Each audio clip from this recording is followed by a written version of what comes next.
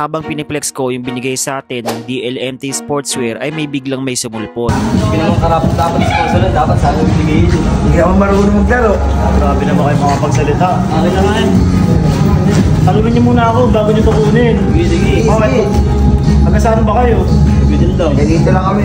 Akala siguro ng mga to ay madali lang makukuha yung jersey sa atin. Pero sige, pagbibigyan ko kayo. Titignan natin kung tatagos ba kayo sa akin. Pupunta ba sa'yo yan? Saan to, tol? Durog yan, durog. May na. Pero bago tayo magsimula, shoutout muna sa DLMT Sportswear. Maraming salamat po sa pag-sponsor. Kaya sa unang possession natin guys ay hindi ko bibiruin yung kalaban natin dahil marunong daw ito. One stop over pala yung rules namin dito at sa unang possession niya ay silalaksak agad tayo sa bibiglaang pull up. Di rin ako basta-bastang makalusot sa kanya pagdating sa pagsalaksak natin kaya humingi ako ng foul. Kaya yung napapansin ko na medyo maluwag yung depensa niya ay nakakatira tayo ng maayos. At yung sumusubok nga siya dito ng mga jab step at spin move ay nawawala sa kanya yung bola. Kaya ito na yung mga pagkakataon na sinusundan ko talaga siya at tinira niya na dito. Madami akong mga ginawa sa kanya mga attempt na atake kaya dito ay nag-decide na lang ako na tumira na lang. Hindi ko pinapabayaan yung bawat opensa na ginagawa niya. Basta hanggat maaari ay makadikit lang ako at nagulat ako nag-pull up ba naman. Kaya ganito yung bantayan na ginagawa niya ay aminado naman ako na 50-50 talaga yung pagtira ko sa labas. Pero hindi ko nga alam kung bakit pumapasok So alam ko na kung paano siya bantayan basta susundan at susundan ko lang siya sa bawat galaw na ginagawa niya. Yung susubukan niya nga ditong kumaldag no choice na siya kundi tinira niya na lang. Wala na talaga akong magagawa kung hindi talaga siya madikit sa bantayan na ginagawa niya at dito sumabay na siya at yun pumasok pa rin. Mas pinapaalaw ko na lang siya dito na mas tumira na lang sa labas kaysa naman siya makasalaksak. Ang kaso lang hindi lang talaga pumapasok. At sa huling score nga na gagawin ko ay dito na talaga siyang dumikit ng lubusan. Hindi ko nga rin alam kung bakit niya ako tinawagan ng travel dito Ano ba sa tingin nyo?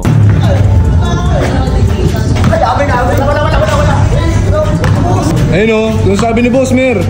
Counted. Counted. Yung habang nagtatalo nga kami dito ay lumapit agad yung pangalawa natin makakalaban. Pinamiss ko na sa kanya yung bola dito at sa atin napunta. Masabi mo, Mer? Solid na si boss ngayon. Ha? Solid na kayo si boss. Shoutout sa Bernardo Boys. At sa unang possession natin dito guys ay pinakikiramdaman ko lang muna yung kalaban natin kung paano ba siya bumantay. Medyo naghanap lang ako ng mga different angle dito kung paano ba tayo makakasalaksak sa kanya. Yung nakahanap ako ng separation leave ay nakatira tayo. Just be blessed. At sa unang possession ng kalaban natin aminado naman ako nakakatawanin talaga tayo neto. Nasabayan ko pa nga siya dito kaso lang pumasok pa din. At yung sa pangalawang possession natin guys kung ano yung ginawa ko kanina ay ganun pa rin yung gagawin ko as long as effective sa kanya. Pero dito natapik niya yung bola kaya may chances tayo maka-lay up. Seryoso? Seryoso, boss.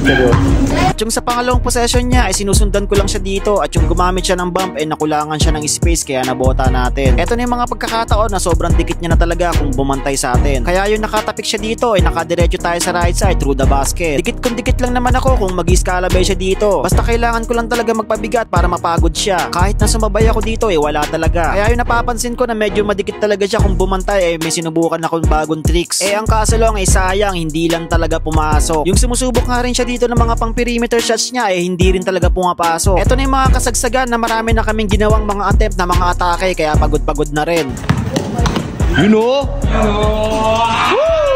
Sumubok lang ako dito ng widening defense sabay ang ganda ng spin move na ginawa niya. At eto na yung mga kasagsagan na hinubad niya na yung t-shirt niya. Medyo nahihirapan ako sa last score na gagawin natin dahil sa mga bantayan na ginagawa niya. At yung gagawin ko uli yung kanina ay hindi na po pwede sa kanya. Widening defense pa rin yung ginagawa ko sa kanya as in dumidikit at dumidikit talaga ako para nang sa ganun ay mabigatan siya. Ang kaso lang hindi lang pumasok. At eto na yung mga pagkakataon na naghahanap tayo ng space para nang sa ganun ay makakuha tayo ng magandang angle. Kaso lang may tinawag siya sa atin dito hindi ko alam kung ano. Ayun na, tira mo na. Ha? Wala. Mano lang ako, inipan ako. Technical. So marami na ako mga attempt na atake na mga ginawa sa kanya. Kumbaga ito na talaga yung pinakahulit-hulit sa lahat.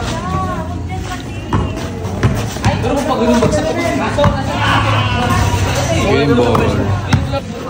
Boss. Shoutout sa Guardians. Boss, ano sasabihin mo, boss? Ako, challenger next. Boss, 1, 2, 3 lang daw. Sana lang.